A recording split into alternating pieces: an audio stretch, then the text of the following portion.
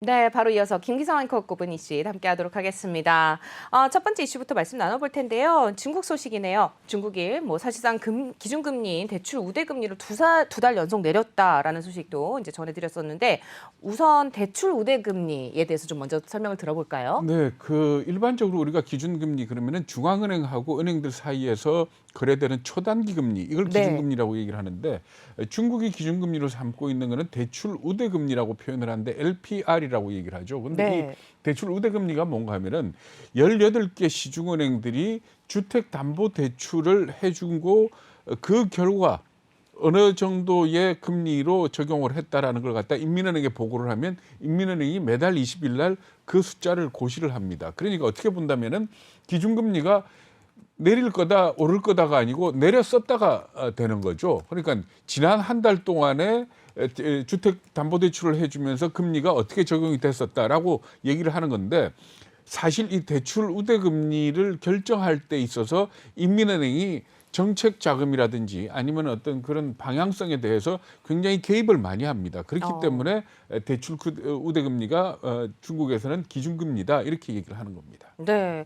근데 이 대출 우대금리를 두 달 연속해서 내리는 흐름을 좀 보여줬습니다. 근데 이번엔 더 많이 내렸다는 얘기잖아요. 그렇죠. 그러니까 작년 12월, 그러니까 작년 그러니까 굉장히 먼 것 같지만 지난달이죠. 네, 지난달이죠. 지난달에 네. 0.05%포인트 내렸었습니다. 이때 내릴 때 20개월 만에 처음 내렸다 이렇게 설명을 드렸었는데 연이어서 또 내린 겁니다. 근데 이번에는 0.1%포인트를 내렸거든요. 그러니까 지난번하고 비교를 하면 2배 더 많이 내렸다 이렇게 보시면 되고 그리고 또 하나는 지난 12월 달 그러니까 한 달 전에 내릴 때는 1년 만기 LPR만 내렸고 5년 만기는 손을 안 댔었습니다. 그런데 이번에는 5년 만기 LPR에 대해서도 0.05%포인트 하향 조정을 했습니다. 그만큼 경기가 좀 심각하다 이렇게 받아들이고 있는 것 같습니다. 네.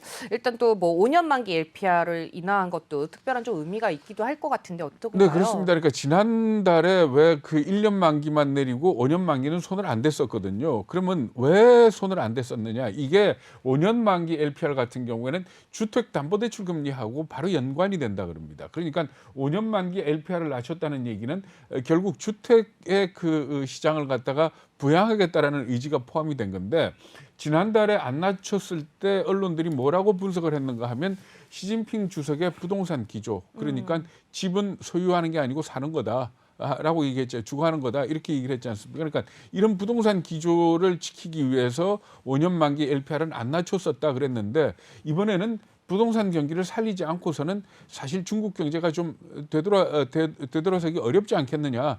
그런 측면에서 이 5년 만기 LPR도 낮췄다 이렇게 보는 겁니다. 그래서 그 부분에 의미를 부여를 하고 있는 겁니다. 근데 사실상 미국 같은 경우는 금리를 오히려 인상하고 있고 중국 같은 경우는 지금 오히려 금리를 내리는 그런 약간 엇박자를 보이고 있는데 경제에 부담이 되지는 않나요? 그렇죠. 그러니까 고속도로로 따지면 지금 네. 모든 나라들이 예를 들어 부산 쪽을 향해서 내려가고 있으면 반대로 지금 올라오고 있는 거거든요. 그러니까 이게 일종의 역주행인데 간단하게 생각하면 이럴 수 있습니다. 그러니까 이 국제 시장을 떠돌아다니는 자금들 같은 경우는 철저하게 금리를 따져서 조금이라도 금리가 많이 주는 쪽으로 움직이는다 이렇게 보시면 되는데 미국하고 중국 사이에 금리 차이가 줄어들게 되면은 중국에 들어와 있는 외국계 자금들이 빠져나가지 않겠느냐 이렇게 네. 되면 위안화가 상당히 위험해질 수 있다 이렇게 지적들을 하고 있습니다. 근데 지금 중국 입장에서 보기에는 어쨌든 간에 경제 상황이 아주 심각하다 이렇게 보고 있는 것 같습니다. 우리도 여러 차례 얘기를 했습니다만은 지난해 중국의 경제 성장률을 보면은 1분기 때 18.3%,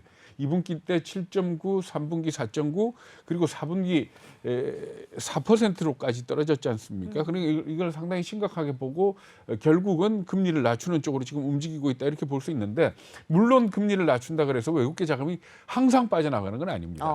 금리를 낮춰서 경제 성장이 아주 세게 된다면은 경제 성장이 된다는 얘기는 뭔가 먹을 게 있다는 얘기 아닙니까? 그렇겠죠. 그렇게 네. 되면은 외국계 자금들이 안 빠져나가기 때문에 이 대책을 통해 가지고 경제를 살리느냐 못 살리느냐가 중요하다 이렇게 보시면 되는 겁니다. 네. 말씀 잘 들었습니다. 일단 금리 인하 이외에도 인프라를 투자하는 또 투자를 확대하는 방침도 좀 나왔는데요.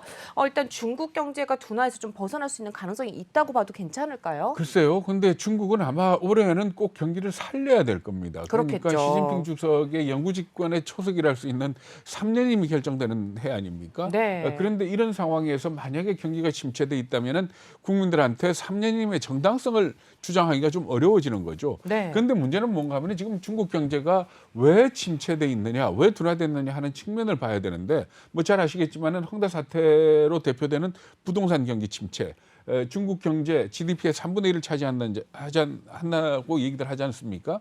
그리고 두 번째는 뭔가 하면은 제로 코로나 정책으로 인해 가지고 봉쇄 조치를 취하다 보니까 결국 소비가 위축되고 있는 것. 그리고 세 번째는 공동부유 정책으로 빅테크라든가 교육이라든가 하는 이런 쪽의 일부 산업들이 갑자기 침체가 됐지 않습니까? 그러면은 금년 들어서 이것들이 다시 턴어라운드 돌아설 수 있겠느냐라는 네. 측면에서 보면 어렵지 않겠어? 라고 얘기를 하는 겁니다. 물론 제로 코로나 정책은 조금 바뀔 수도 있을지 모르지만은 사실상 중국의 백신이 효과가 없는 거 아니냐 그런 얘기까지 나오고 있거든요. 어. 그렇다면은 이 오미크론이 왕성하게 퍼지고 있는 상황에서 위드 코로나로 갈 수 있겠느냐 이런 점을 지적을 하고 있는 겁니다. 그렇기 때문에 사실 중국 경제가 만약에 살아난다면은 미국이 긴축으로 가는 상황에서 세계 경제를 갖다가 버텨주는 버팀목이 됩니다. 그러니까 구세주가 되는데 만약에 중국 경제가 이렇게 금리를 낮추고 하는데도 경제가 살아나지 못하고 그래서 외국계 자금들이 빠져나가면서 위안화가 흔들리게 된다면은 그야말로 회색 코뿔소가 될 수 있다라는 그런 우려까지 나오고 있습니다.